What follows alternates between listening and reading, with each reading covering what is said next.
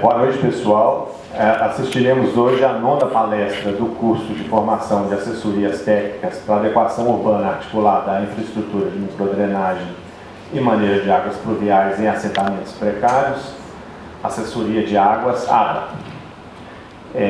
A palestra hoje é intitulada Instrução Técnica para a Elaboração de Estudos e Projetos de Drenagem, a ser proferida pela engenheira da Secretaria de Obras da Prefeitura de Belo Horizonte, Úrsula Capu.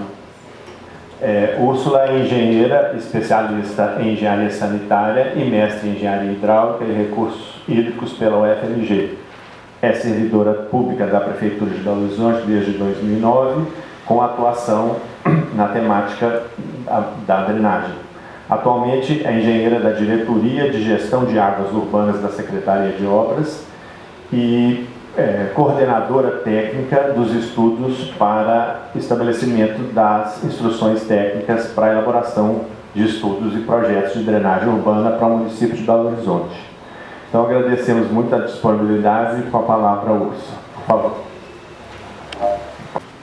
Primeiramente, eu gostaria de agradecer o professor Roberto e toda a equipe para a gente tratar desse tema que é tão caro, tão complexo para a gente, que é a drenagem urbana. Esse tema que ele foi, a gente fala que é o primo pobre do saneamento, da engenharia, da arquitetura, que muitas vezes o planejamento da cidade ele se esqueceu, que a chuva sempre vai acontecer, que essa água quando bate na terra tem o seu fluxo natural, e a gente nem sempre planeja as nossas cidades com esse olhar. Eu vou falar aqui da instrução técnica, que é um instrumento que a gente implementou desde 2022, mas eu vou dar uma pincelada pelas chuvas e pelos instrumentos que o município tem, antes de entrar especificamente na instrução técnica de drenagem.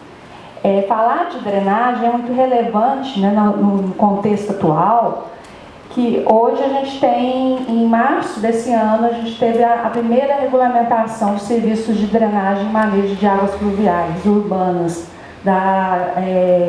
instituído pela Agência Nacional das Águas. Então, agora que a gente tem uma primeira legislação voltada para a drenagem, isso é muito relevante.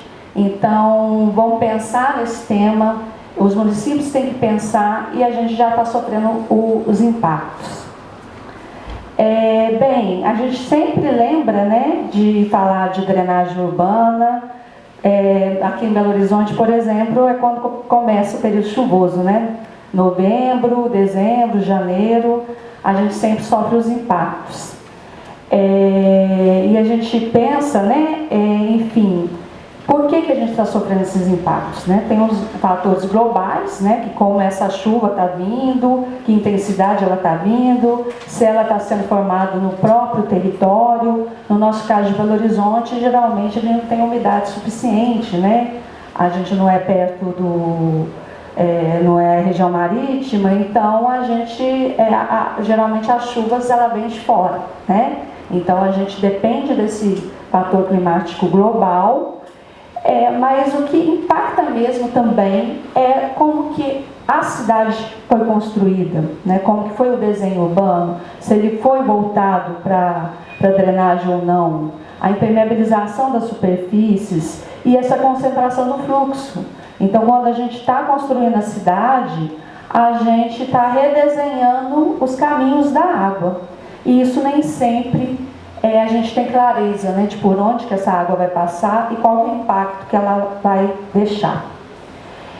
Falando um pouquinho desses fatores globais, a gente já tem esses conceitos muito bem claros dos rios invisíveis, que essa umidade toda que vem lá da Amazonas e percorre esse trajeto que até chegar na região sudeste, que vai gerar chuva. Então, a gente tem alguns fatores aí de geração dessa chuva. A gente tem as precipitações convectivas, que é aquela chuva que a gente fala que é a chuva de verão, mas aqui em Belo Horizonte, alguns estudos já mostram que a formação de chuvas ela ela é muito ligada a esses fenômenos atmosféricos mais globais. Por exemplo, a que a gente chama de ZACA, né? A Zona de Convergência do Atlântico Sul. Aí no estudo da Unifei, ela é responsável por 28%, né, da formação de chuvas intensas em Belo Horizonte. E outras pesquisas, né, a gente tem a pesquisa da Aline Nunes, em 2018, pela UFMG, que ela percebeu que as chuvas com intensidade menor que 1 hora, são as chuvas, elas têm que estar sofrendo um crescimento. Então, tem uma tendência de crescimento. E é exatamente essa chuva de intensidade, né, 1 hora, 1h30, menor que 1 hora, que causa impacto no município de Belo Horizonte. Então, essa frequência, né, quando a gente fala de chuva, a gente fala de uma intensidade, de uma duração e de uma frequência. Então, essa frequência que é relacionada a uma probabilidade, né, que a gente até brinca, né, que é de tanto em tanto tempo que aquela chuva vai acontecer. E agora isso está ficando cada vez mais frequente. Então, chuvas mais intensas, a gente já está observando que elas estão acontecendo cada vez mais frequentes. Então, é um fator de alerta para a gente tentar planejar a cidade e tentar adaptar a cidade. Só um minutinho. Alguns fatores, né, de inundações urbanas, eu estou falando especificamente de Belo Horizonte, mas muitos deles iguais para outros municípios, né, principalmente para grandes metrópoles, né. A gente tem aí a alta taxa de impermeabilização. Então, a gente mudou esses processos hidrológicos, né? Quando a gente pavimenta esse solo e tira essa vegetação, a gente deixa de infiltrar, a gente deixa de ter aquela interceptação pela vegetação. Então, isso é um gerador de um escoamento superficial maior. Aqui, principalmente em Belo Horizonte, a gente tem, né, a Serra do Curral, nossos relevos são íngremes, né? A nossa é uma cidade aí cheia de veios, né, de hidrografia. Então a gente tem esse relevo íngreme e a gente tem, né, e isso intensifica também, né, isso é um fator que o tempo, né, de concentração das nossas bacias, o tempo de escoamento dessa água é muito mais rápido. Nossos modelos, né, de urbanização, né, com várias ocupações que a gente fala que é irregular, então a cidade foi crescendo de uma maneira própria, né, que é sem um pouco de controle. Então a gente tem um passivo enorme de décadas aí que a cidade foi se transformando e muitas vezes não se considerava, né, o curso da água, até por falta de tecnologia, né. Hoje a gente tem ali a imagem do Google, a gente tem mapeamento, a gente tem sensoriamento remoto. Alguns anos atrás a gente tinha até desconhecimento de onde que estava, né, nosso corpo d'água, como que era a nossa topografia, enfim. E essa cidade foi crescendo como outras, né. A questão da ilha de calor, um local muito impermeável, quente, cheio de asfalto, provavelmente vai gerar mais precipitação do que um local mais ameno. A questão das mudanças climáticas, né, que a gente já está observando esses fenômenos mais extremos acontecendo. E aqui eu dou uma característica que é bastante própria do município de Belo Horizonte, que são os eventos com duração muito curta, né? Então, com aquela precipitação rápida, né? Aquela pancada de chuva, intensidades muito altas. Porque as nossas bacias são pequenas. As cabeceiras das nossas bacias estão aqui no município de Contagem. A gente tem toda aquela região do Barreiro, a região de Venta Nova também. Então, são rios, são bacias hidrográficas muito pequenas, que elas têm respostas muito rápidas. Então, chuvas curtas, com altas intensidades, elas vão dar uma duração muito grande. Só um minutinho. Fiquei com calor. E para os nossos rios principais, já chuvas um pouquinho mais longas também, já começa a dar impacto também. Por exemplo, o Ribeirão do Onça e o Ribeirão Arrudas, né? Então, chuvas moderadas com duração de precipitação mais longa, ela começa a dar impacto. Eu trouxe aqui uns exemplos, né, do nosso sistema de monitoramento hidrológico. Alguns dos nossos córregos, eles têm medição de nível, né? Então a gente tem níveis de alerta. Então quando esses córregos chegam na metade da sua seção, a gente tem um alerta amarelo. Quando ele chega a 80%, o alerta laranja, e tem um extravasamento.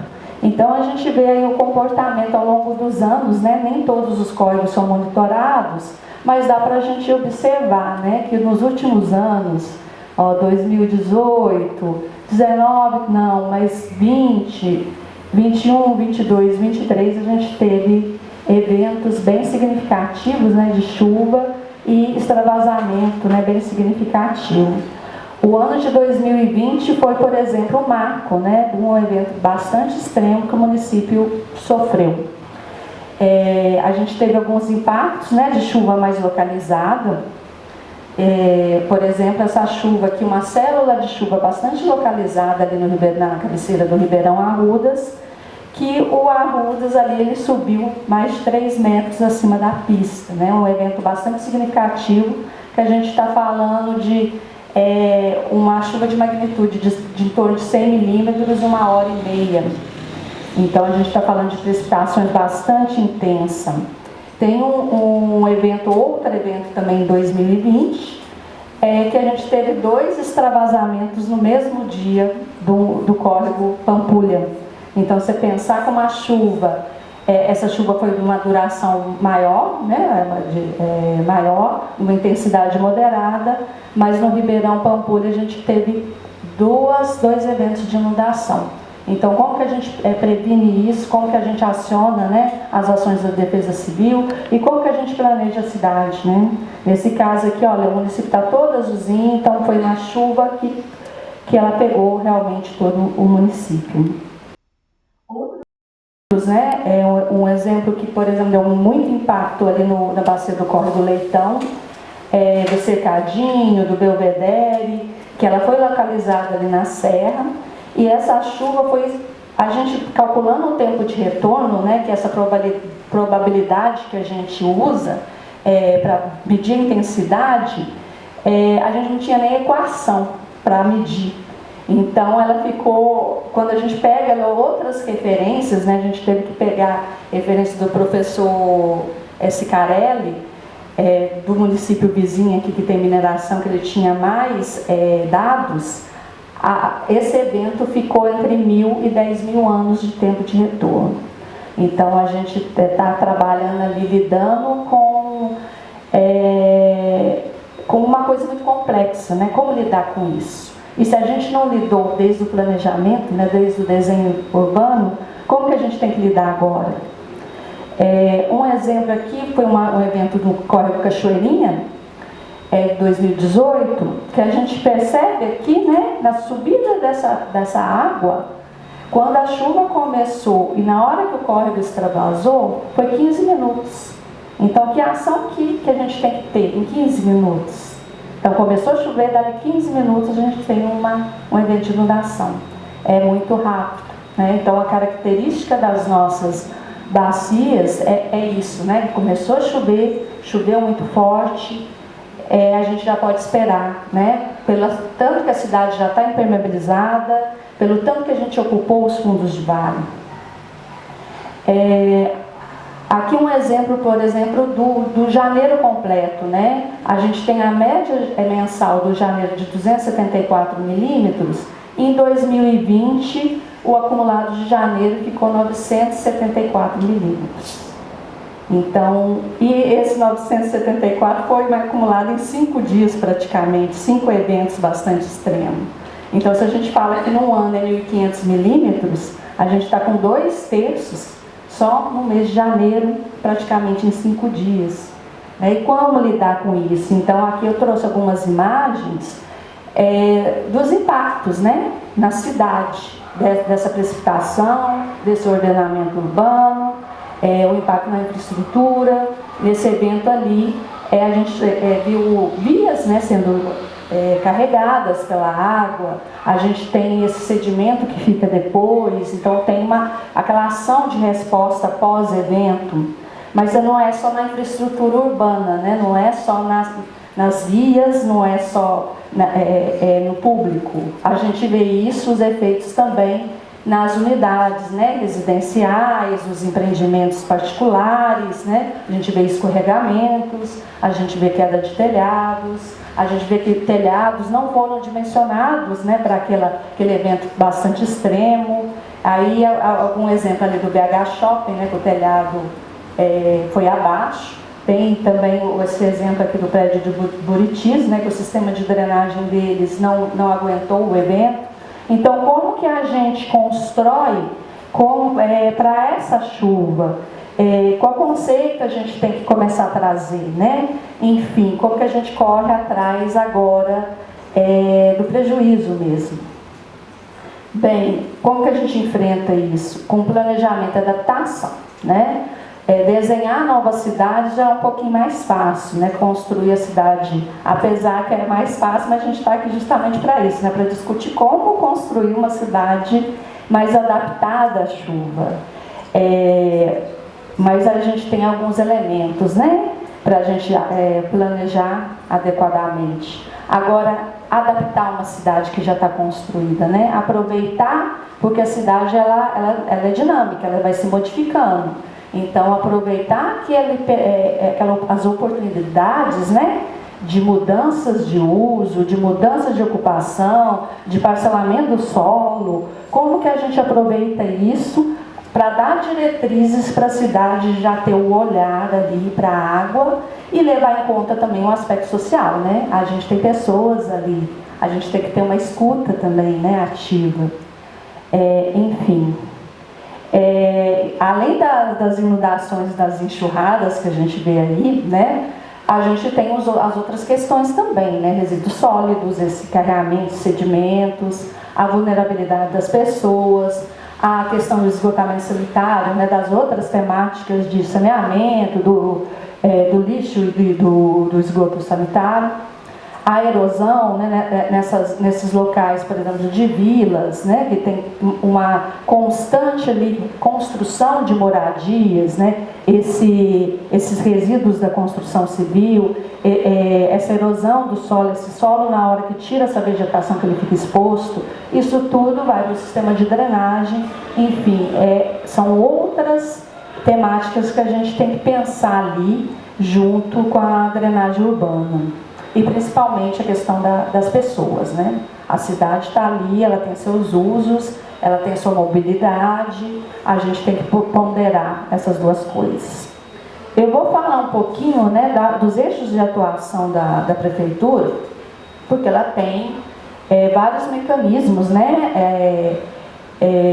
A questão do planejamento e gestão, a gente tem um plano diretor de drenagem que foi lá em 2020, o programa Drenubes, o plano municipal de saneamento, o plano diretor municipal, né? O plano diretor municipal, o novo, né? Que a gente chama novo, não é tão novo, ele foi em 2019, ele já trouxe várias premissas bastante interessantes para drenagem.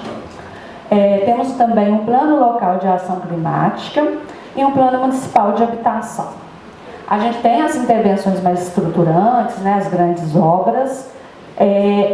Temos alinhado o serviço de manutenção e tem as ações de alerta e contingenciamento, né? Quando a gente fala em gestão de inundação, gestão de drenagem urbana, a gente está muito aliado com a questão de gestão de risco, desse triângulo de gestão de risco, que é trabalhar a exposição, a vulnerabilidade e a ameaça. Então, às vezes a gente não trabalha só com obras hidráulicas, a gente trabalha com essas medidas que a gente fala que é não estruturante, né?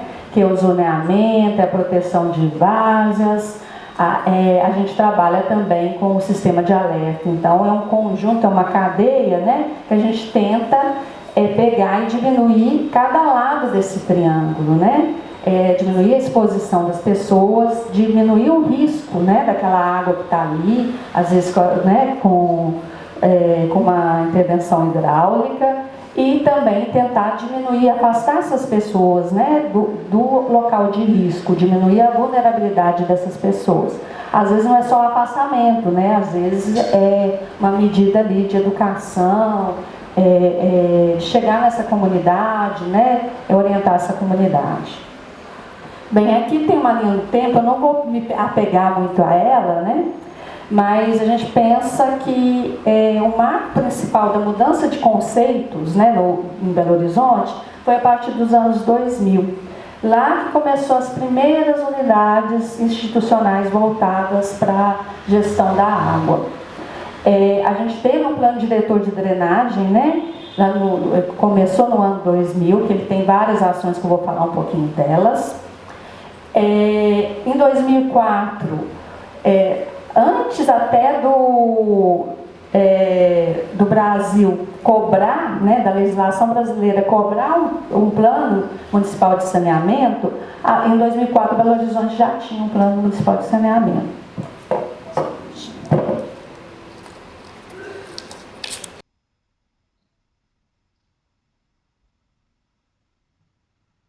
O programa Drenubes, que efetivamente implementou, né? Então, o plano diretor de drenagem ele veio com algumas diretrizes e o programa Drenubes ele começou a implementar realmente alguns empreendimentos para mostrar que era possível fazer alguma coisa diferente, né? Olhar para a temática água de uma maneira diferente. A gente também tem um comitê de mudanças climáticas desde 2006. A gente já trabalhou com modelagem, a carta de inundação foi em 2009. Temos um sistema georreferenciado do sistema de drenagem desde 2010. E agora, né, lá no plano diretor, lá em 2010, a gente já falava de caixa de detenção. Então, a gente já começou a falar de controle de drenagem, de controle na fonte. Apesar de lá em 2010 ser meio equivocado, porque se trocava a caixa de detenção por permeabilidade, né, por taxa de permeabilidade. Mas já se falava, né, de controle na fonte. Em 2011, até com recurso do programa Drenubes, a gente implantou o sistema de monitoramento. Aí, em 2019, né, o novo plano diretor, a gente tem um grupo gestor de risco. Em 22, a gente tem a instrução técnica, né, que é o nosso tema hoje. E a gente está trabalhando em cartas de inundação, a gente já publicou a carta de inundação do Ribeirão Arrudas. E a gente está já iniciando alguns pilotos, né, de soluções baseadas na natureza, na infraestrutura pública. Eu vou falar rapidamente aqui do plano diretor de drenagem. Então, o plano diretor de drenagem foi um plano de diagnóstico. Foi um diagnóstico geral da cidade, né? Antes do plano diretor, a gente sabia dos principais córregos, mas isso não era dividido, a gente não conhecia nossas bacias hidrográficas. Enfim, a gente começou a fazer uma caracterização geral da hidrografia, dividir as bacias, colocar nomes nelas, código. Então, a gente tem aí esse mapa, né, com a divisão aí das bacias elementares, das principais bacias, né, que a gente tem a bacia do Onça, a bacia do Ribeirão Arrudas, e tem a bacia do Isidoro, né, que ela é um afluente do Onça, mas a gente, pelas peculiaridades, a gente trata ela como uma bacia isolada. E a gente tem uma região também que ela contribui direto para o Rio das Velhas. Então, esse retrato aí com são 98 bacias, se eu não me engano. Então, elas foram divididas, os córregos foram cadastrados, nomeados, enfim. Teve um trabalho também imenso de ver o que é esse sistema de drenagem, né, do município. De cadastrar as redes, os dispositivos, os canais, né, muita coisa já estava canalizado no município nessa época. Então, esse cadastro depois, hoje ele já está parcialmente disponível lá no sistema BHMEP. Então, a gente tem esse retrato, né, conhecer, né, esses aqui na Escola de Arquitetura. Primeiro a gente tem que conhecer o ambiente, né? ver o que tem lá, como que está lá, o que foi feito antes. Então, isso é um primeiro passo. Depois também foi feito um diagnóstico, né, nas principais bacias. O que é esse diagnóstico, né, naquela época?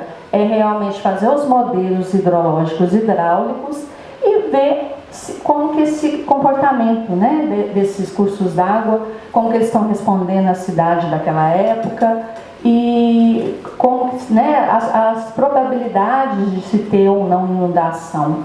Então, esse diagnóstico ele serviu depois para se montar a carta de inundação. Né? O que é uma carta de inundação? É você desenhar uma mancha, né, de onde está acontecendo realmente tem aquele risco de acontecer uma cheia, uma inundação, e aonde que vai pegar, quais vias vão pegar, quais residências vão pegar. Então, é delimitar as áreas de risco, né? Para que isso serve?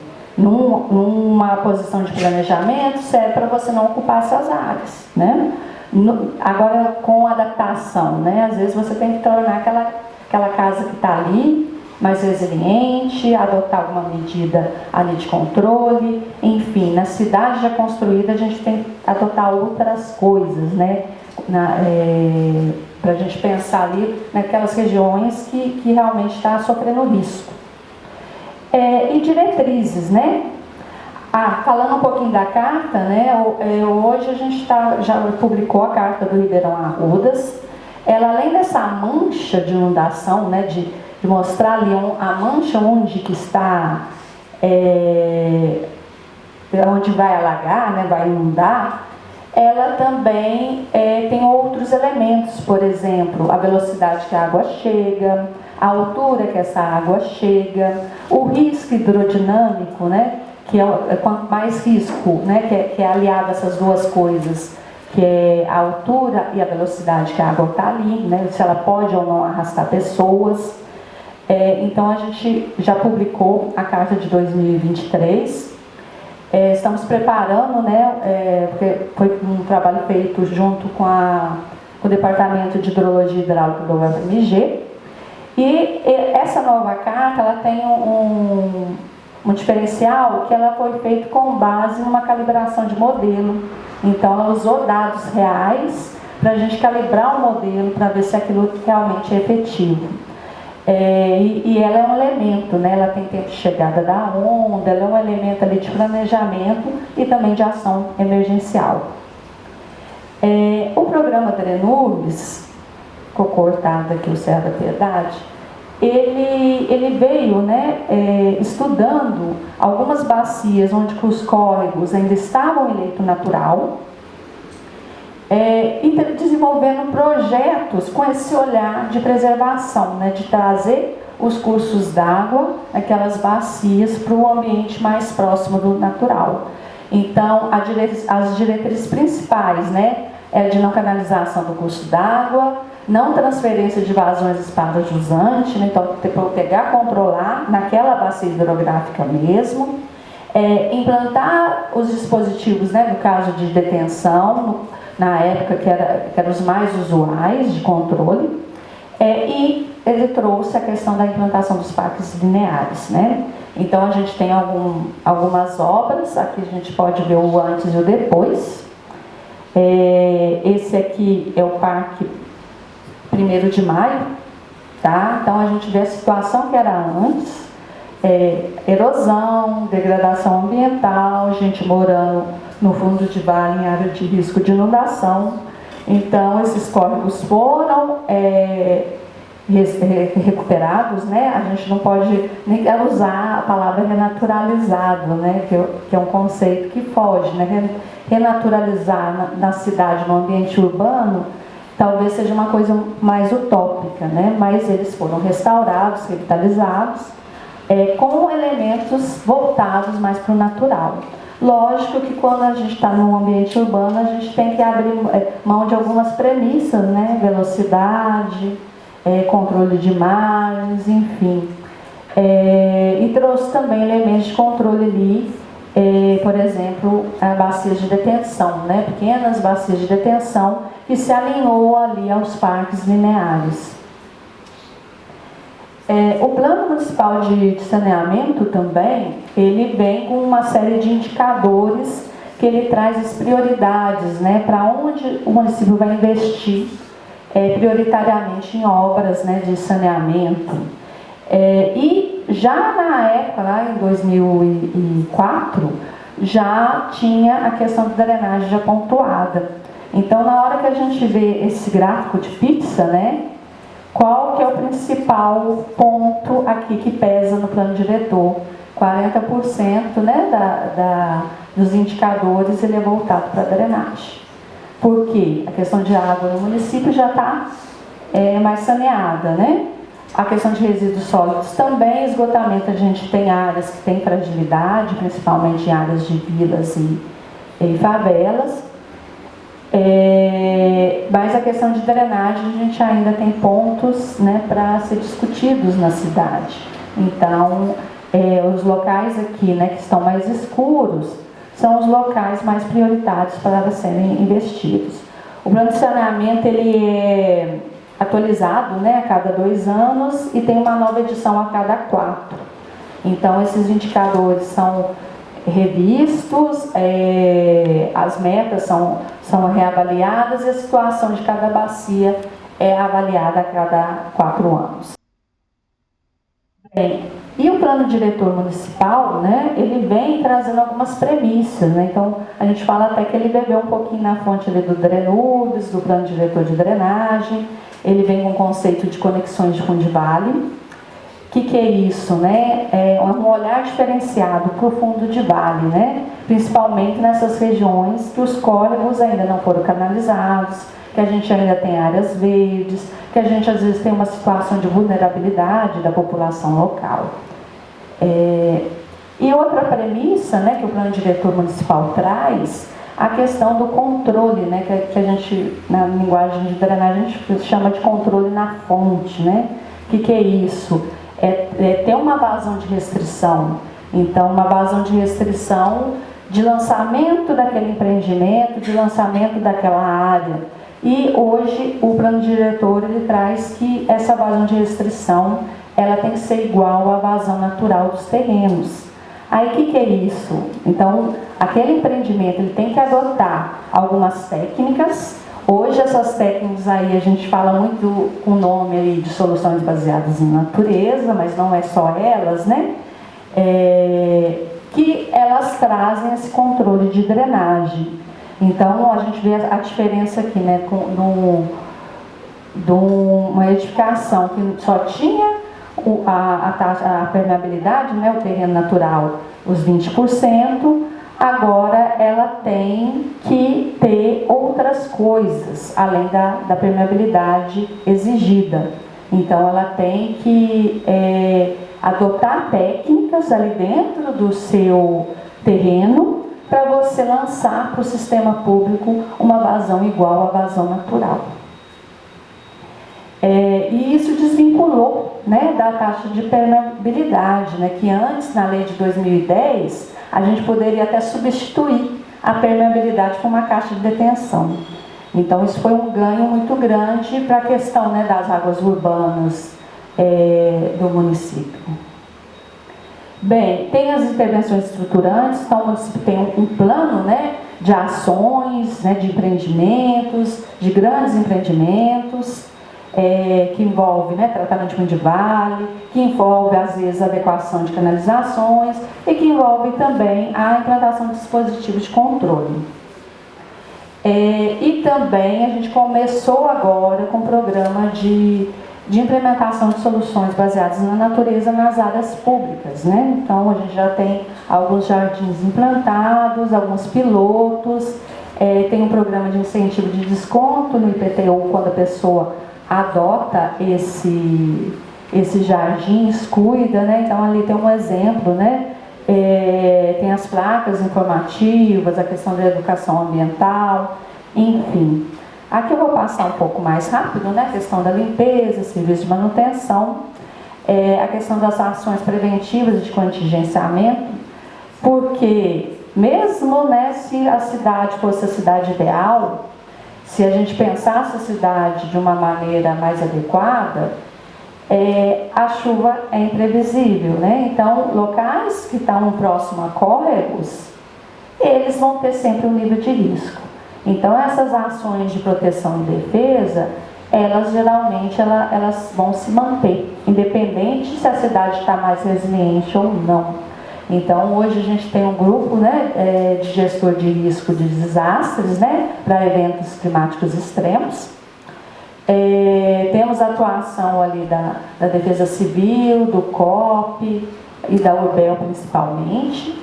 Tem os núcleos de alerta de chuva, que é um trabalho bem bacana, onde que a comunidade também participa, né? A comunidade, ela recebe treinamentos e a comunidade, né, tem agentes dentro da comunidade que servem para alertar um ao outro, né? Então, eles são agentes ativos ali no caso de um evento extremo. Tem as ações de desvio, né, de alertas e os planos de contingência. Agora eu cheguei na instrução técnica. Tá. Antes, né, de 2019, antes do plano diretor, o que a gente veio percebendo? Que a gente já estava falando muito, né, desde os anos 2000, desses novos conceitos de drenagem, mas os nossos instrumentos, né, as nossas recomendações e procedimentos de cálculo do projeto não estavam adequados com esses novos conceitos. Eles falavam muito da drenagem convencional e muito pouco desses novos conceitos de controle, de soluções baseadas na natureza, enfim. Então, e casou aí um momento bom que o novo plano diretor, né, de drenagem do município, ele veio, né, já trazendo as questões de vazão de restrição, as questões da conexão. Então foi um momento propício para a gente sentar e a gente discutir, né, no município com todas as secretarias um novo procedimento, né? Então esse procedimento foi conduzido dentro da Diretoria de Gestão de Águas. Ele teve uma participação efetiva, né, da Fundação Cristiano Ottoni, né, o FMG pela Cristiano Ottoni. Então o Departamento de Hidráulica e Recursos Hídricos participou ativamente, ele produziu uma série de relatórios que subsidiou esse trabalho e teve discussões, né? A gente montou um grupo de trabalho com representantes de cada unidade, né? Então teve representantes da Suplan, da SUREG, da URBEL, da Secretaria de Meio Ambiente, enfim. E agora também a gente está recebendo, né, comentários, a gente vai até fazer uma revisão com esses comentários, né, do público externo também. Ela é composta de 6 capítulos, então eu vou falar de cada um deles. O último ainda, peço desculpa, a gente ainda não publicou, né, porque, enfim, muito trabalho, mas ele está no forno ainda.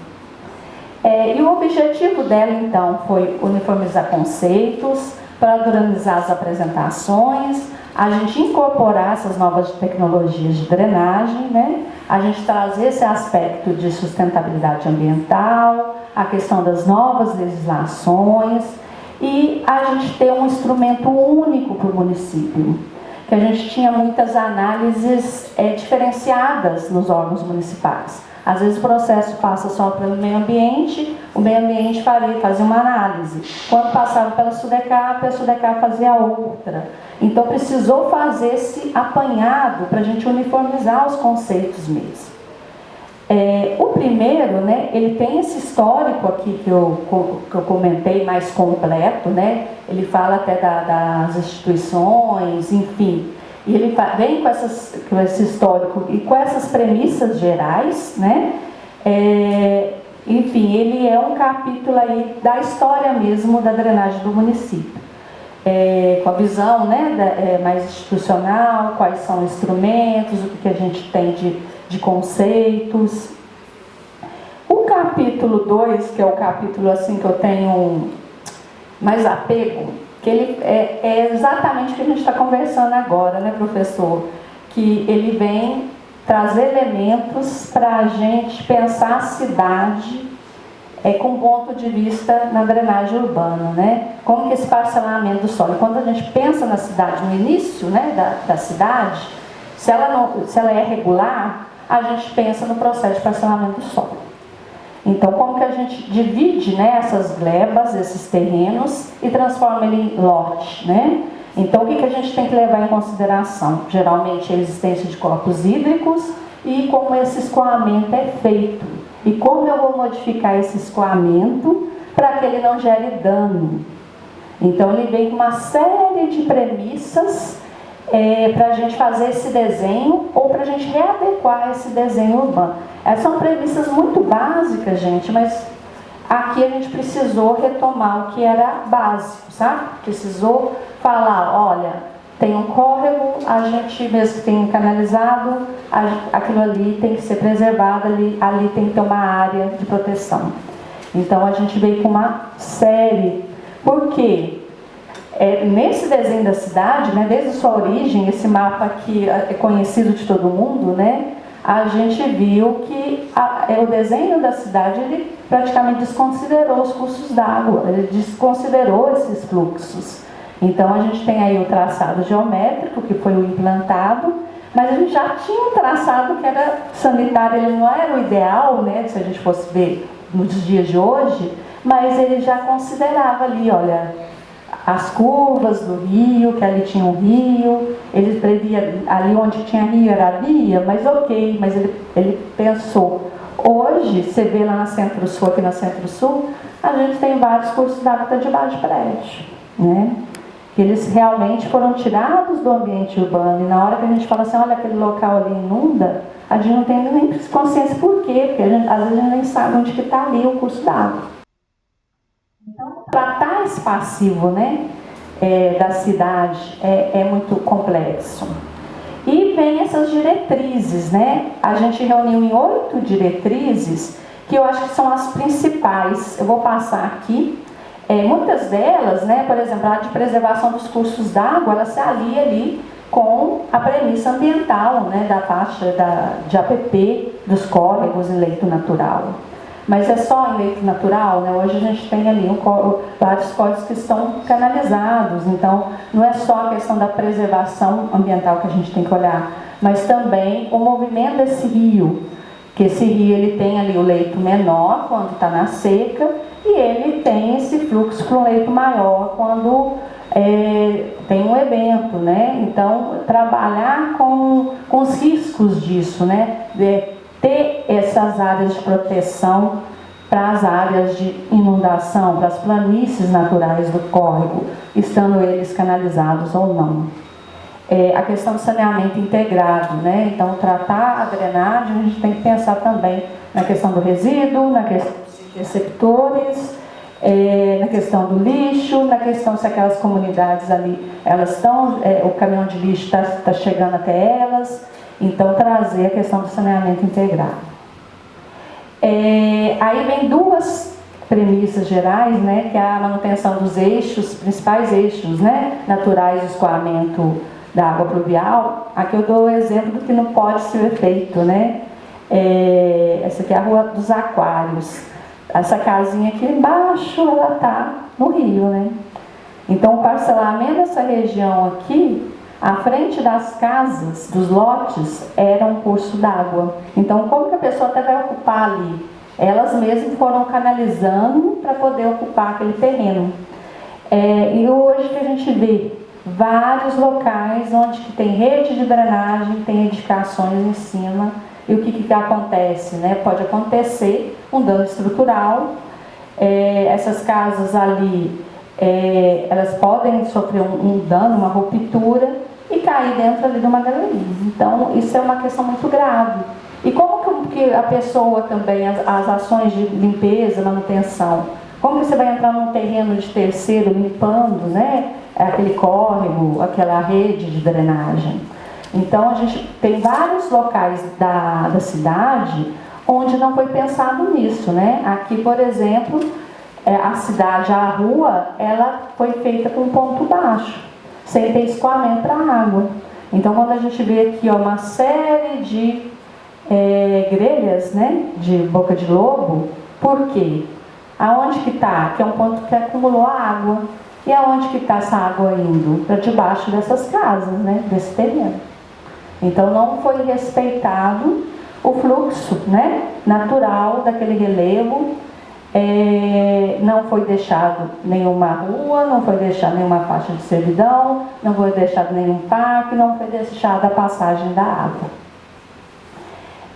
A questão também, né, de qualificação e valorização dos dispositivos, né, sendo eles convencionais ou mais naturais. Por quê, gente? Geralmente os dispositivos de drenagem a gente não vê, né? São dispositivos enterrados. Se a gente não vê aquilo, se a gente não sabe que ele existe, como que a gente vai lá, né, cuidar deles? Então, a gente conhecer e valorizar, porque isso é um recurso público, né? As intervenções de drenagem são intervenções com custo muito alto. Convencionais e não convencionais, né? Os dispositivos de drenagem, eles têm custo muito alto. Então, valorizar, conhecer e saber, né, que aquilo ali é um bem público, né? Um bem público que está ali, que a gente tem que respeitar, tanto a urbanização tem que respeitar, e, enfim, a gente tem que ter acesso. E a questão principal, que todos os capítulos ele vem falar, do controle de impacto, né, da impermeabilização e da concentração de fluxo. Então, você está impermeabilizando, você está aumentando a vazão. Você está construindo a cidade, uma edificação, você está mudando aquele fluxo natural onde que a água passava. Teoricamente, você está fazendo que a água passe em outro local. E geralmente você está reunindo em um ponto só. Então, como que você faz isso, né? Então, qual que seria o ideal? Primeiro, você pensar ali numa escala local, né? Na escala ali daquele lote, daquela edificação. Então, você fazer o controle na fonte. O que é esse controle na fonte? É onde na fonte onde que a água está caindo, você fazer uma medida, né? Se adotar uma solução baseada na natureza. É só o controle na fonte? Muitas vezes não, né? A gente tem ali várias vias que também são impermeáveis, que também precisam ser controladas.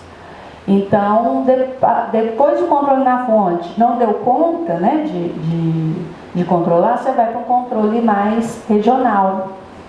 E depois que esse controle também regional já não deu mais conta, a gente vai para um controle global, né, que são as grandes obras, as grandes bacias.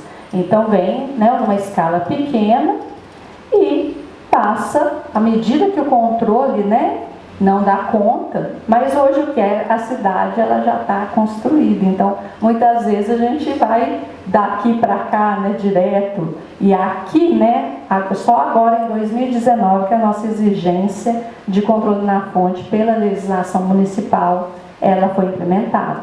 Então, a cidade toda não controla, né? Então, toda essa cidade construída, ela joga sua água sem controle nas redes públicas, na via pública, enfim. Então, qual que é o objetivo, né, da instrução técnica? Ela veio trazer essas premissas, né? Sair dessa edificação aqui árida para trazer elementos aqui de drenagem, né? Que pode ser vários. Então, transformar isso aqui com elementos naturais, com técnicas de engenharia, com desenho arquitetônico bacana, para que ali na fonte, né, onde que a água cai, ela possa voltar a esses processos naturais de hidrologia. Partindo daí vem os controles regionais. Eu estou dando um exemplo aqui da Lagoa Seca. É um parque, né, todo mundo faz caminhada lá, às vezes reclama, né, que enfim, que ali alaga, mas é para alagar mesmo, gente. Ali é uma lagoa, uma pequenazinha bacia de detenção que controla a drenagem de um bairro. Então, às vezes, a população não tem nem noção do que é, né, aquele dispositivo. É um dispositivo de drenagem. Ela está bonitinha, ela está vegetada, ela cumpre outras funções, mas ela é um dispositivo de drenagem. E as bacias de detenção, né, que a gente muitas vezes não consegue fugir. Enfim, né, então a premissa é tirar um pouco, né, da drenagem convencional, que é essa que a gente sabe, que a gente anda nas ruas, que vê as bocas de lobo, as redes, enfim, trazer nesses controles regionais para locais propícios, né, que podem ser escolhidos dentro da cidade, ao longo da cidade. Trazer também os controles na fonte dentro dos loteamentos. Esses verdinhos aqui mais claros, né, ele traz aqui que cada lote ali tem que fazer o seu controle. Se cada um fizesse seu controle, a gente estava numa situação muito mais tranquila. Então, a gente adotar essa solução em escalas, né? Então, na hora que a gente volta aqui, a gente vê que a intervenção aqui no fundo de vale é muito mais drástica, quando a gente não tem controle nenhum, e ela vai ficando mais amena à medida que a gente tem o controle. E no vermelhinho, que é as redes convencionais, a gente vê que a gente precisa delas também, né? Que elas trabalham junto com as técnicas, né, com as soluções baseadas na natureza. Então, não é excluir totalmente as redes, as bocas de lobo, é realmente fazer um arranjo para que esse arranjo ali seja sistêmico, né, seja eficiente, né, ele promova o controle de um ponto para o outro. Aqui eu dou o exemplo de algumas obras, né? Aqui os dispositivos de controle na fonte, uma pequena bacia de detenção, aqui é na Faculdade Jesuítica, tem uma caixa de detenção, né? Que já é um dispositivo que é mais concreto, mas ele faz o controle. Aqui os jardins de chuva, né? Que a gente está implantando nas vias. As pequenas bacias, né? Essa bacia aqui, por exemplo, foi um grande loteamento que ele implantou uma pequena bacia para drenagem pluvial, não é no córrego, ele é para drenagem pluvial, e ele faz o controle, né, dessa área, desse loteamento.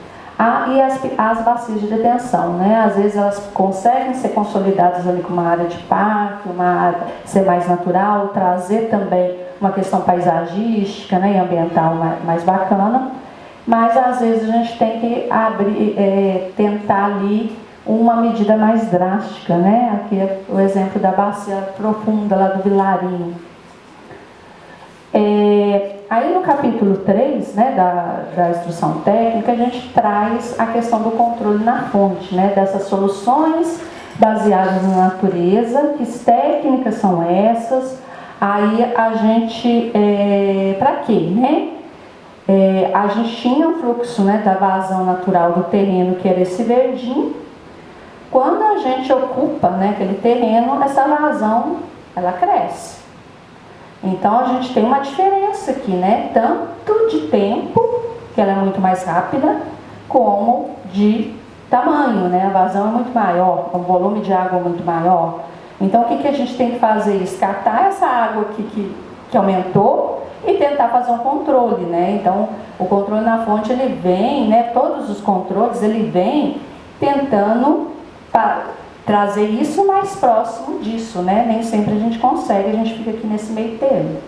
Então a gente trabalhou nesse capítulo pegando critérios, olhando qual chuva, qual que é a vazão que a gente tem que controlar, qual o método que a gente tem que fazer esse cálculo, né? Então foi feito tudo, uma avaliação junto com a Universidade Federal de Minas Gerais, né? Vocês também estão aqui, para saber qual que é o critério para as nossas chuvas de Belo Horizonte. Então foi baseado em pesquisa de mestrado, né? A gente teve o aluno Pedro Drummond que trabalhou, fez a dissertação e a tese dele nesse tema, a gente utilizou bastante ela, e a gente fez alguns testes, então foi um trabalho bastante árduo, né? Para a gente chegar num critério que dá eficiência e que seja factível também.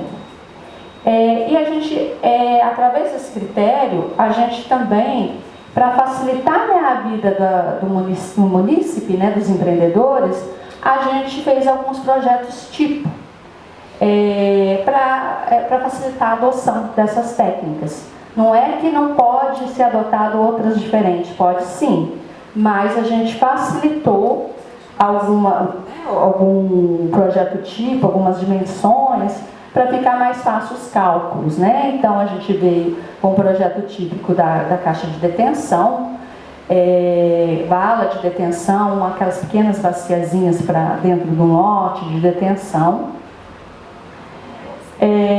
Os dispositivos baseados no princípio da infiltração, então os jardins de chuva, a gente configurou eles, viu o que tem que ter, né, principalmente os principais tipos, né, partes daquele jardim de chuva, da trincheira e do poço. Os dispositivos de infiltração, por exemplo, a gente sabe que o município de Belo Horizonte, a permeabilidade, né, a taxa de condutividade hidráulica do nosso solo, ela é baixa. Então, a gente teve que olhar esses dispositivos de infiltração com um olhar para trazer também outra função. Então, esses dispositivos que a gente avaliou, a gente colocou não só como infiltração, colocou como detenção também. Então, ele funciona das duas maneiras. Ele acumula água para infiltrar, mas ele em cima, né, ele tem aqui a possibilidade de acumular, né, tem um tubinho que estrangula também como detenção, né, que a detenção ele recebe a água e solta devagarinho. Então ela faz as duas coisas, ela acumula, tem um volume de armazenamento para acumular água para depois infiltrar aos poucos, no tempo que o solo permite, né, que o solo é demorado para infiltrar. E ela tem essa questão de detenção. O telhado verde, né, a gente teve uma discussão muito ampla com a Secretaria de Meio Ambiente, porque eles já adotavam bastante tempo, né, os telhados verdes, para serem telhados que cumpram também a função de trazer vegetação de médio, né, e até não só de pequeno porte ou rasteira, para trazer aquela ambiência, né, para trazer um aspecto ambiental também relevante nos jardins, nos telhados verdes. Então isso aqui foi bastante trabalhado. Além dos dispositivos e da vazão que o plano diretor ele traz, a gente também percorreu no que o sistema de drenagem consegue receber. Porque uma coisa que tem local que nem a vazão natural do terreno, o sistema de drenagem que está lá naquela rua ou naquela área, ele consegue receber. Às vezes a infraestrutura é tão precária que se lançar, né, essa vazão natural, que está concentrada ali num ponto, ela vai dar um dano na rua. Então a gente já adotou algumas premissas, né, por causa dessa concentração de fluxo.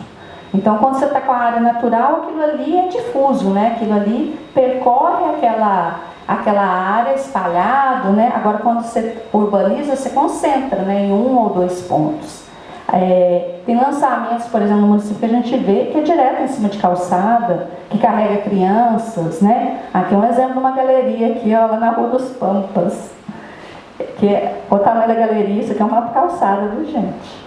Então você vê o tamanho da galeria que está desaguando e na região, no centro-sul.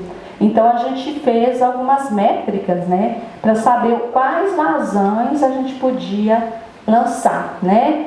Distribuído, por exemplo, em cima da calçada a gente pode lançar, não tubo, pode lançar, por exemplo, uma entrada, né, distribuído, né, superficialmente. Na sarjeta a gente pode lançar aqui uma vazão pequena, com tubinho aí de 100 milímetros. Senão a gente já começa a ter que tubular isso para lançar embaixo, né, para você não ter ali um transtorno com o pedestre, você não carregar uma criança, enfim. Então, na boca de novo você pode lançar na caixa, no curso da água e na rede você tem que fazer um dimensionamento, então você tem todas essas premissas aqui que a gente delimitou. Bem, e quais são os desafios? Eu acho que vocês no curso estão sabendo mais do que eu, né, do controle na fonte, né? Então, mudar primeiro o paradigma, né? Os novos projetistas, né? Os antigos,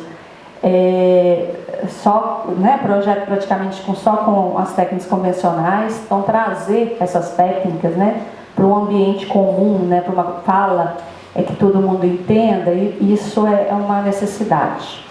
A questão de área de implantação, né? A gente está falando aqui de controle na fonte, a gente está falando que aquele proprietário ele tem que destinar uma área para implantar um dispositivo, um jardim de chuva, uma pequena valinha. Então ele vai ter, né, toda uma área, né? Então esses dispositivos eles ocupam uma área, então a gente tem que ter isso em mente.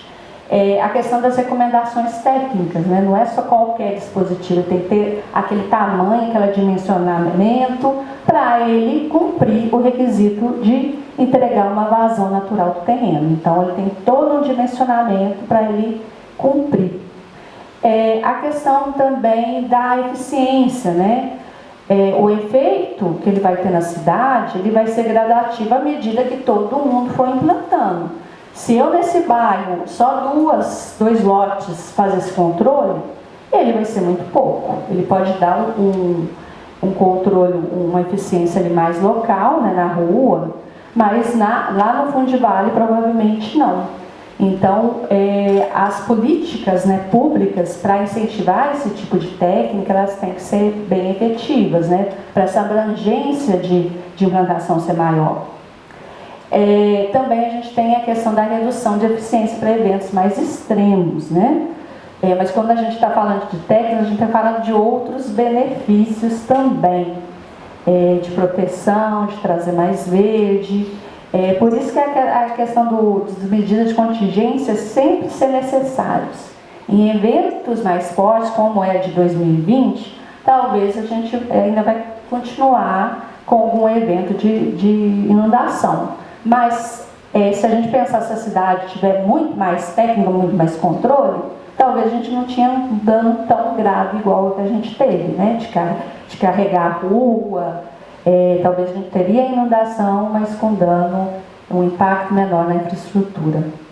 E a necessidade, né, de regulamentações específicas, de leis específicas. Hoje a nossa lei ela fala para empreendimentos novos, né? A gente não tem ainda uma regulamentação para os empreendimentos que já estão implantados, né? Para a cidade que já está aí.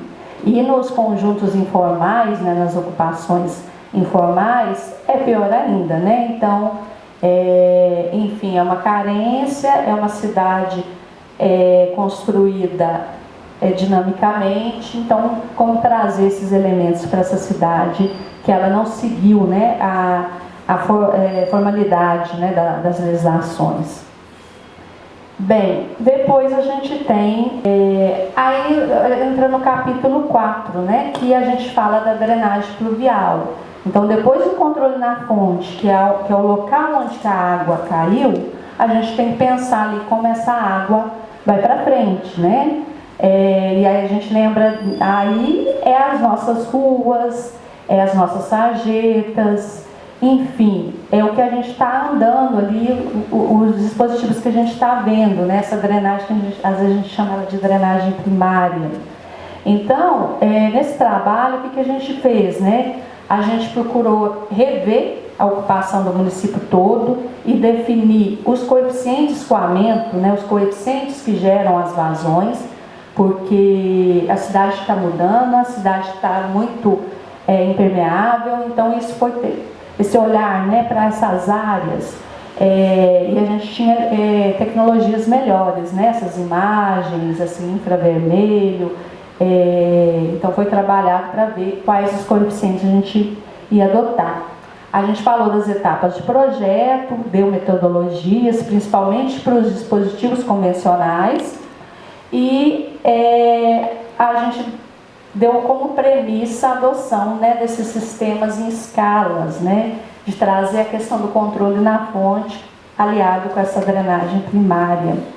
Então, aqui a gente pensar, né, numa concepção, né, desses bairros, dessas ruas, dessas avenidas, praças, esse desenho urbano.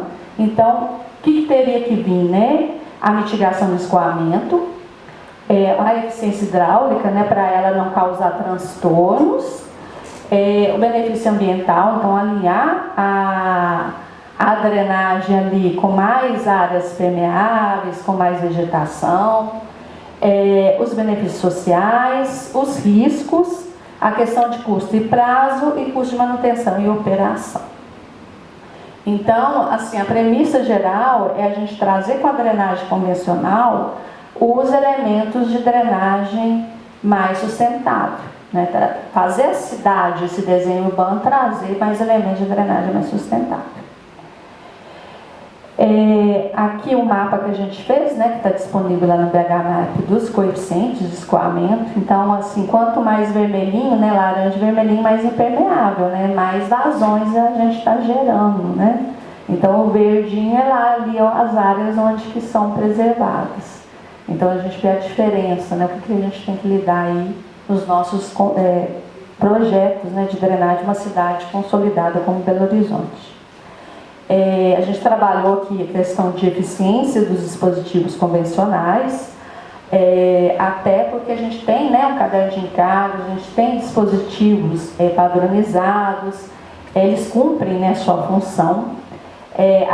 Essa figura aqui, só para não esquecer, né, que tem os outros usos, né, tem a questão da acessibilidade. O sistema de drenagem ele tem também que ser composto junto com as outras atividades, né, da cidade.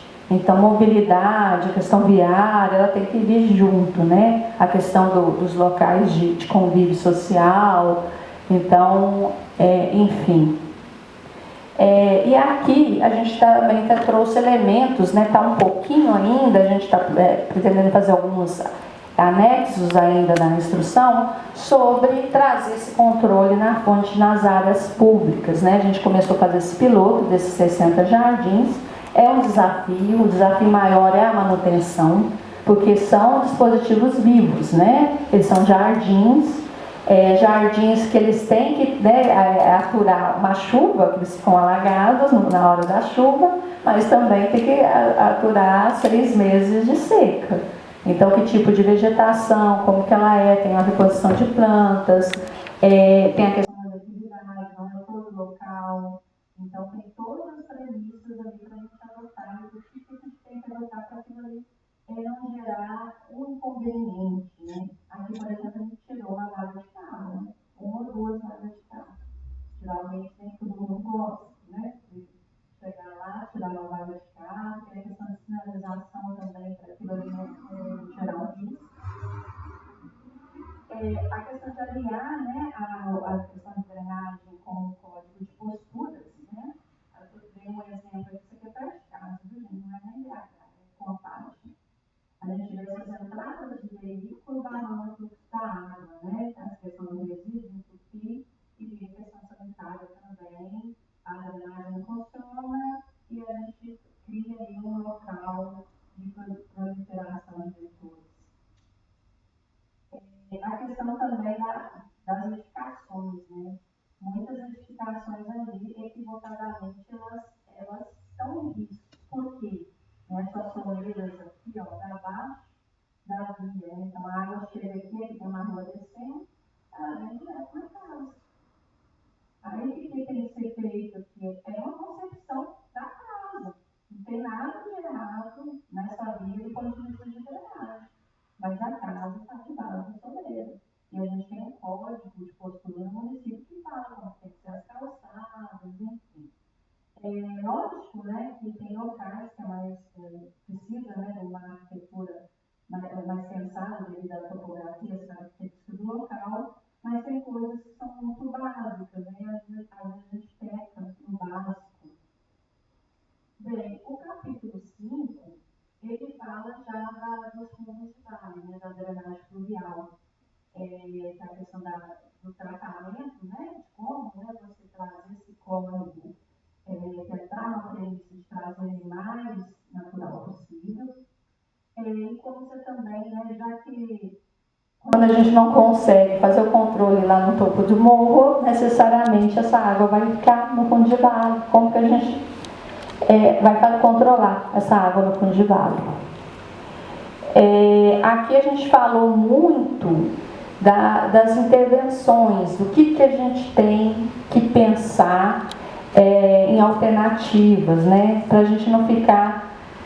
geralmente a gente trabalha com vários projetistas e eles ficam só em 3 intervenções muito básicas, muito convencionais e não exploram muito. Então aqui a gente está falando assim, olha, amplia isso, né? Estude mais coisa, aprofunde mais alternativas de projeto. Porque vamos tentar estudar desde aqui, né, o córrego mais natural, até quando não der, ele vir com intervenção maior, né? Enfim, porque muitos dos nossos córregos já estão canalizados, então a gente realmente vai ter que estudar a hidráulica de um córrego canalizado, mas trazer as premissas, né, de um grupo de intervenções, que a intervenção no corpo hídrico ela parte de nenhuma intervenção, para ter intervenções que vêm só estabilizar a calha, só controlar uma erosão. Então, trazer essa premissa aqui de partir do zero mesmo, né? Aí aqui a gente vem com algumas coisas, a seção, a permeabilidade do revestimento desse rio, se isso é rígido, se o rio é sinuoso ou não, né? O grau de movimentação de terra, enfim, a gente dá todas essas premissas, né? E o ideal é que os nossos rios fossem mais assim, né? Mas enfim, tem bacias muito grandes, tem bacias muito urbanizadas que, enfim, já estão canalizados. A gente tem essa realidade aqui de canalizações de concreto, né? E geralmente essas canalizações elas já estão ali com uso, né? Essa aqui, por exemplo, ali na região da Pampulha, do córrego Ressaca. Então tem uma via enorme, tem áreas residenciais ao lado, enfim, tirar essa via, né, numa cidade já ocupada, hoje é meio complicado, né? No futuro, quem sabe, né, se a gente vai ter, né, uma descanalização, uma retomada, né, do espaço que era do córrego. Mas o ideal é a gente ficar, né, mais aqui nessa premissa, apesar que num ambiente urbano os córregos eles sofrem, né, degradação, eles sofrem erosão. Então aqui está tudo naturalzinho, mas aqui tem um gabião, olha. Então, enfim, aqui também tem colchão rena, respeitou os meandros, mas às vezes você tem que ter alguma técnica, né, de engenharia para você conter aquela velocidade que a água chega. E a questão de trazer, né, nessa drenagem pluvial é a questão da gente descentralizar, da gente voltar lá para o topo, né, de trazer as técnicas de controle na fonte descentralizadas na bacia. Então a gente tem várias alternativas que às vezes no fundo de vale que consideram nenhuma intervenção lá na bacia, mas a gente pode ter alternativas que consideram que a bacia ela vem sendo tratada, vem com técnicas e soluções baseadas na natureza, ela vem com controle na fonte. Aqui também a gente trabalhou um pouco, né, de premissas de melhor pontuação daquelas soluções que apresentam um aspecto mais sustentável melhor, né? A gente trabalhou muito com as questões do curso d'água, né, que ela tem que ser alinhada com as questões ambientais, sociais e a questão do custo-benefício. Nessas questões de curso d'água, a gente avaliou a questão da mancha, né, de inundação, se está reduzindo, se a intervenção reduz ou não reduz essa mancha, se ela está transferindo ou não vazão de jusante, a questão da seção transversal, como que ela se ela está mais permeável, se ela está menos, as áreas remanescentes, se ela tem mais áreas em volta, áreas de parque, áreas para esse córrego se movimentar, a questão do revestimento e a questão dessa sinuosidade. Então a gente pontuou, né, quando a gente faz uma escolha de alternativas de solução, a gente pontua melhor essas que trazem um aspecto melhor para o curso d'água. Bem, aqui também a gente não pode deixar de falar da questão, né, desse controle mais global, né, desses controles com bacia de detenção. Na instrução técnica, a gente, lógico que só tem casos e casos, a gente prioriza o uso múltiplo, né, trazer esses dispositivos para uma área de parque, para uma área de convívio, para uma área paisagística, enfim, trazer outros elementos ali, até para ele se ambientar dentro desse contexto de trazer o córrego para a área urbana no estado mais ambientalmente, né, agradável. O capítulo ainda que a gente não conseguiu publicar, que é o capítulo 6, né, que é a questão do monitoramento, A gente tem um sistema de monitoramento hidrológico com várias estações, né, que medem de nível e chuva.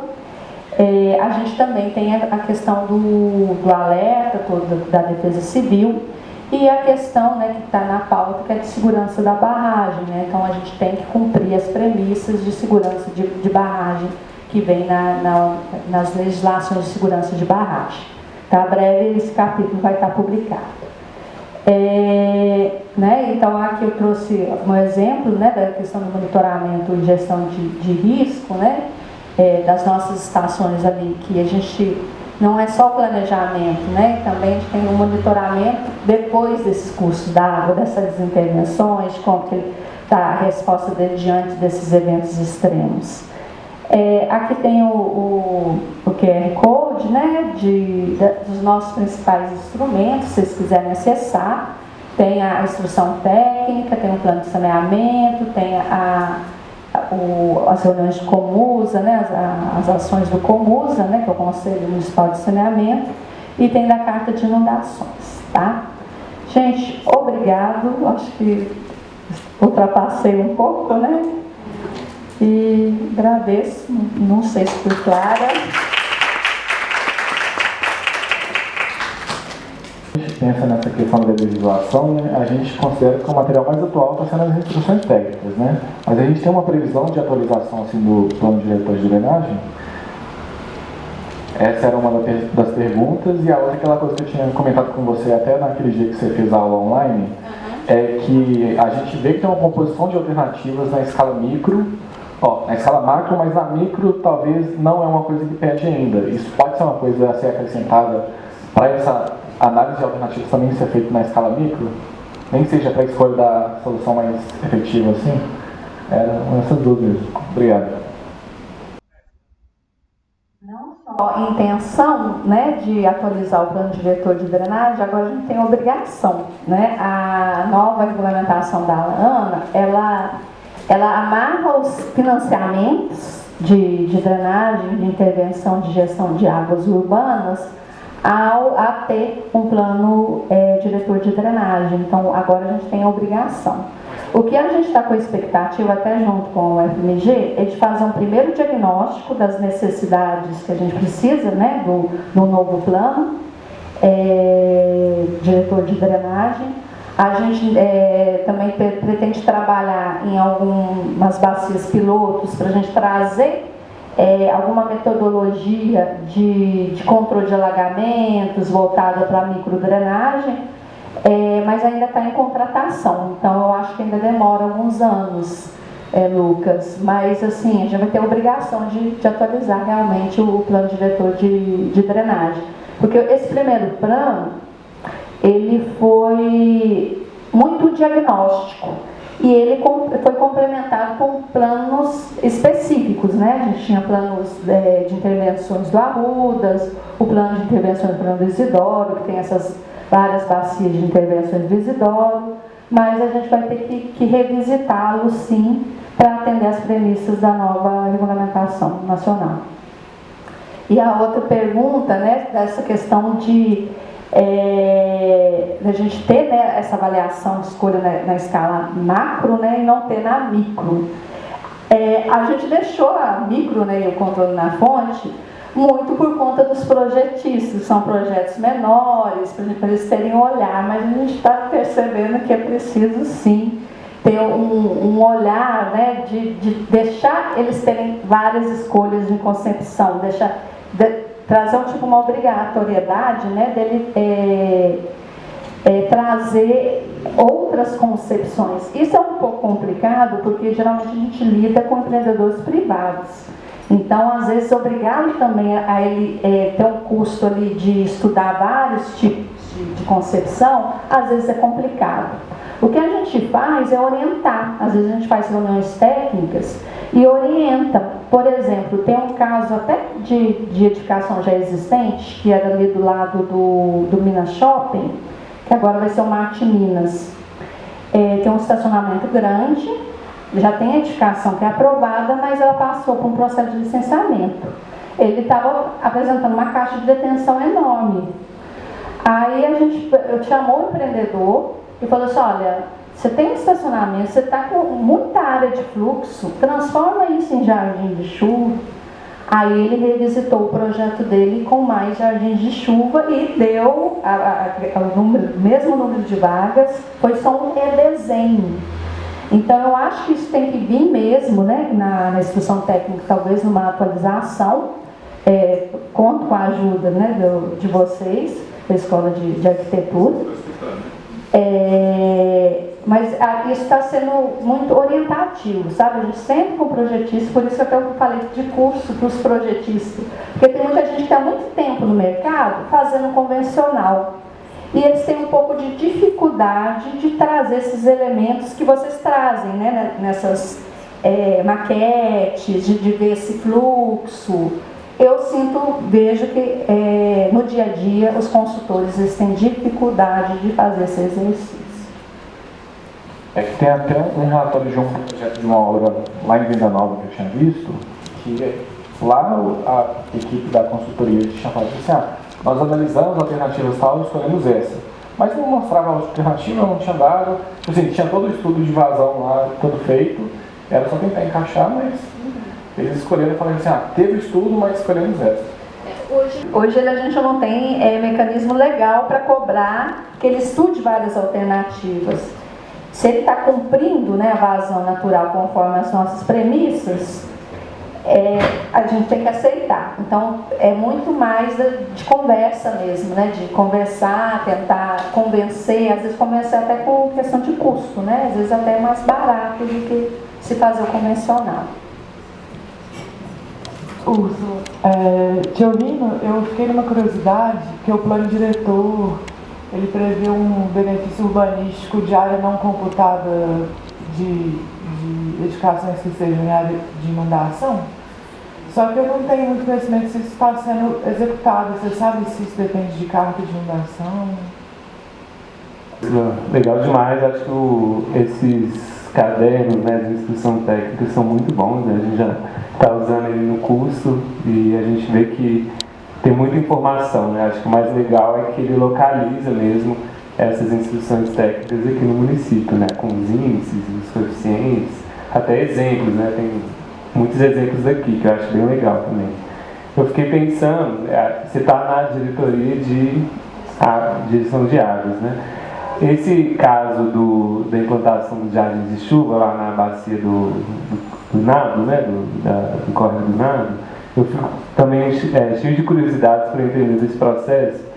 Primeiro, como que foi o processo até burocrático, no sentido de licitação? Se foi uma empresa que executou todos esses jardins de chuva, como que foi isso? Se tinham várias empresas, porque querendo ou não, igual você falou, a gente vê uma questão de mudança de paradigma técnico, né? E isso envolve também uma certa adaptação até das construtoras, enfim, de entenderem o que está sendo exigido, né? Eu queria entender um pouco desses bastidores, desse caso dos jardins de chuva, porque eu acho que um exercício que a gente faz aqui no curso é também pensar outros modelos de gestão e de construção também desses dispositivos, né? Então, assim, até que ponto isso é possível dentro dessa institucionalidade, que eu acho que você está muito por dentro disso, assim, né? De como que o edital é construído,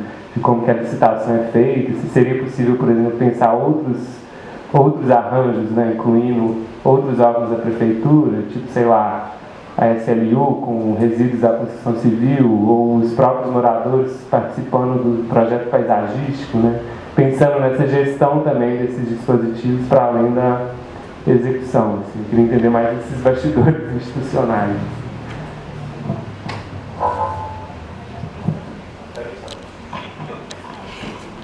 E a outra pergunta, que eu queria, duas na verdade, que eu queria te fazer, eu até fiquei preocupada de ter perdido a contextualização na hora que você falou, mas aí você menciona para mim, porque aqueles slides que você mostrou os desafios principais, assim, por exemplo, a mudança de paradigmas para a aplicação de todas as previsões, assim.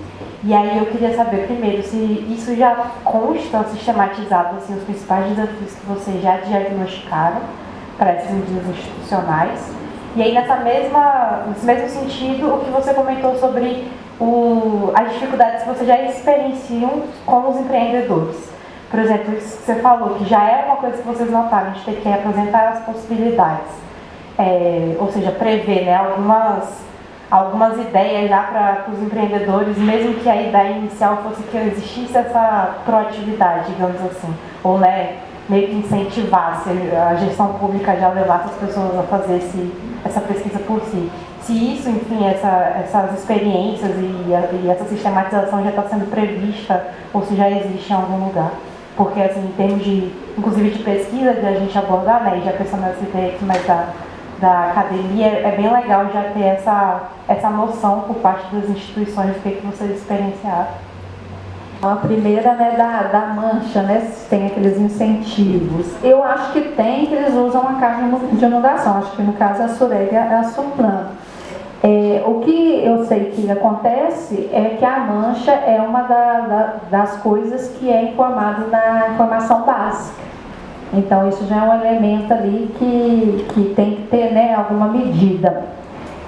No processo de parcelamento a gente adota geralmente duas informações.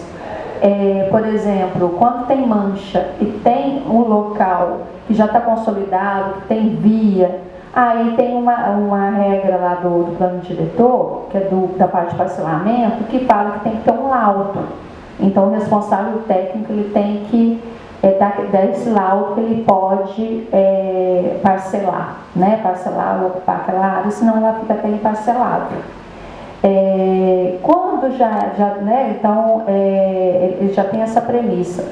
Só que a gente tenta segurar essas áreas que ainda não teve intervenção, por exemplo, Código de Leito Natural, porque elas cumprem uma função.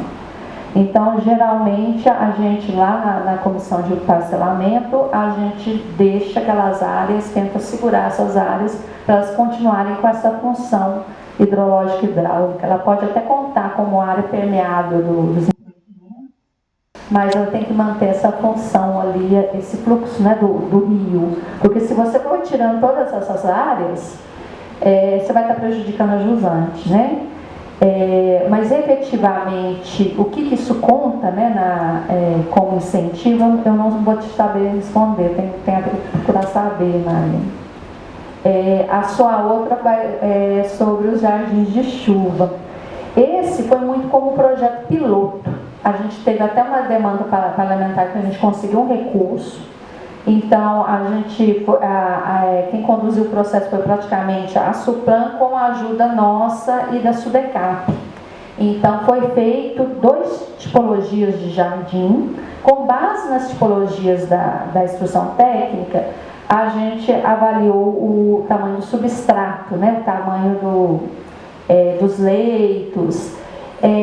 Só que teve um desenho, né, da Suplan para ver como que isso ia, né, tomar as vagas de garagem. Então teve um layout que a Suplan fez.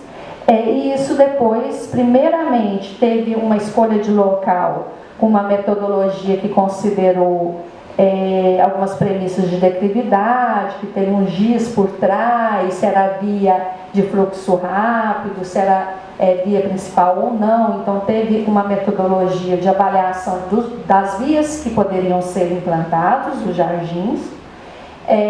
Depois teve uma vistoria que foi feita pela Sudecap nos pontos para identificar interferência com esgotamento sanitário, com posteamento. E depois teve um contrato, uma licitação. Foi uma empresa única, que teve muita dificuldade, principalmente porque os jardins é um aqui, um lá, dali 3 ruas, outro lá longe, outro lá no outro bairro.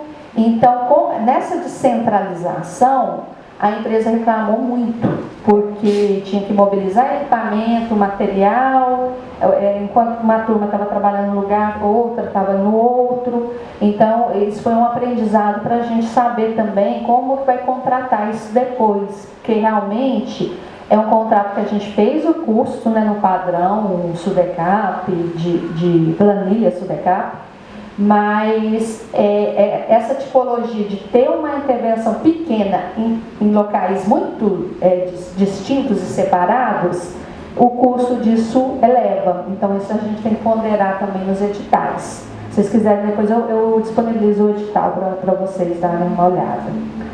E você falou, deixa eu lembrar, da questão dos paradigmas, né? Como que a gente está pensando em vencer esses paradigmas. É complicado, né?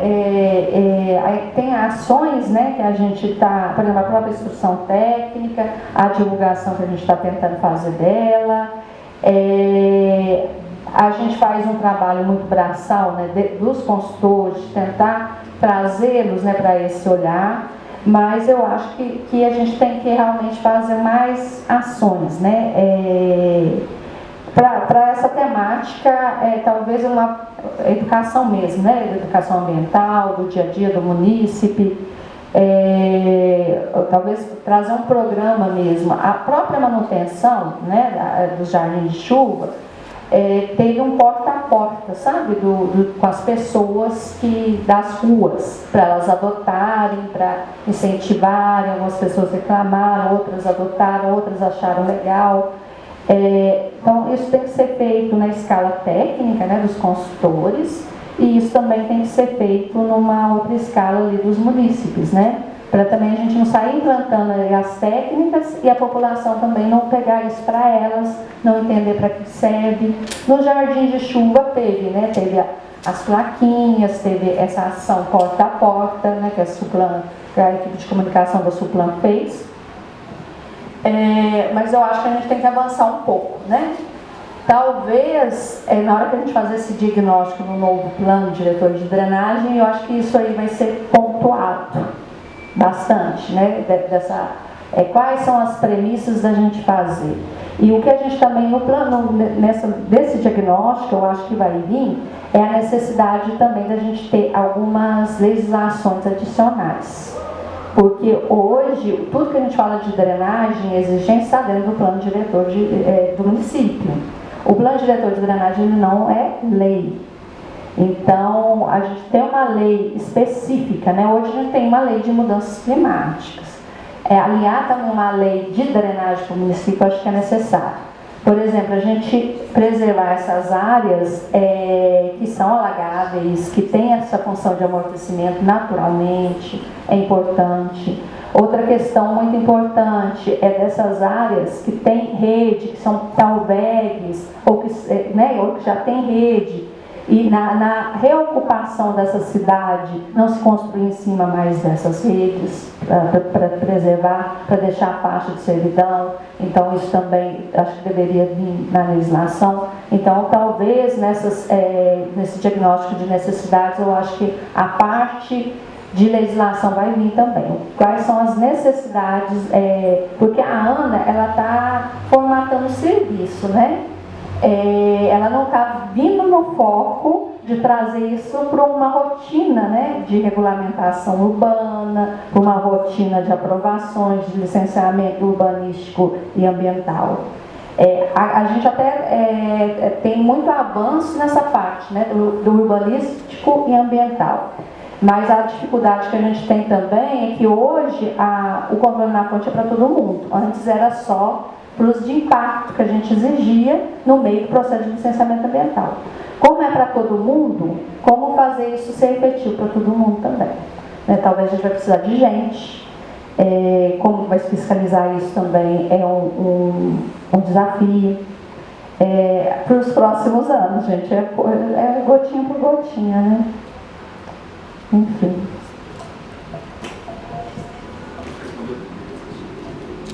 Alguém mais uma questão? Está todo mundo cansado? Moço, muitíssimo obrigado, foi muito bacana. Muito obrigado, foi muito legal. Obrigada, gente.